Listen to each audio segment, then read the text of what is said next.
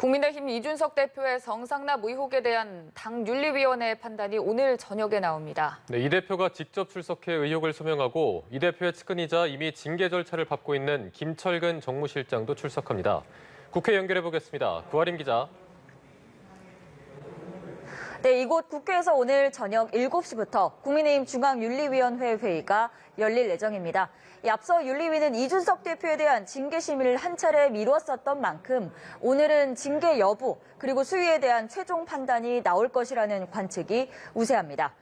국민의힘 지도부는 윤리위와 관련한 공개 발언 없이 침묵을 지키고 있는데요. 오늘 오전 최고위 회의도 취소됐고 전반적으로 긴장감이 흐르는 분위기입니다. 무혐의를 주장하고 있는 이 대표, 어떤 징계도 받아들일 수 없다는 입장인데요.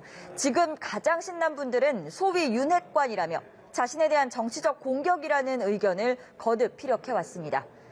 또 김철근 정무실장도 오늘 자신의 SNS에서 7억 투자 약속 각서는 호의로 했던 개인적인 일이라며 이준석 대표 일과는 무관하다고 재차 밝혔습니다. 앞서 윤 대통령은 이 대표 징계 여부에 당무에 대해선 대통령이 언급할 사안이 아니라고 했는데요. 대통령실 관계자 역시 오늘 브리핑에서 이 같은 입장을 재확인했습니다. 이어 당내 갈등이 지속하는 상황은 국민이 원하는 것도 아니고 바라는 것도 아니라고 덧붙였습니다. 만약 이 대표가 오늘 당원권 정지 이상의 중징계를 받게 된다면 정치적으로 치명타를 입게 될 텐데요.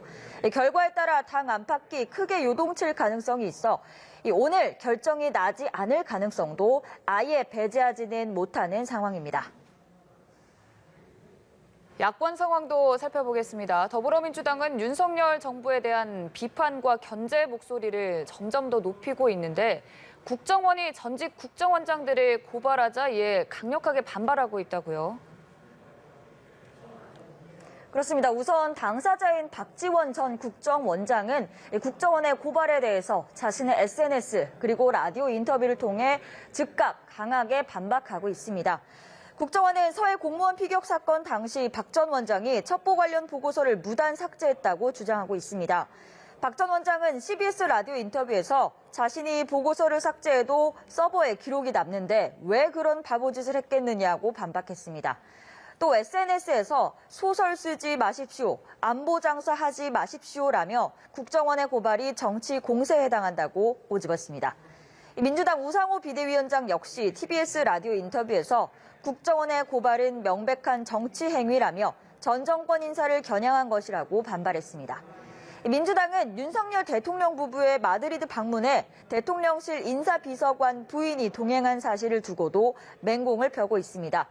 박홍근 원내대표는 해당 인물이 김건희 여사의 특보로 불렸다는데 공식 직함 없는 사람이 특보로 불리는 게 바로 비선이라고 지적했습니다. 또 윤 대통령 친척이 대통령실에 근무 중이라는 언론 보도도 언급하며 윤석열 대통령의 반성과 대국민 사과를 촉구하기도 했습니다.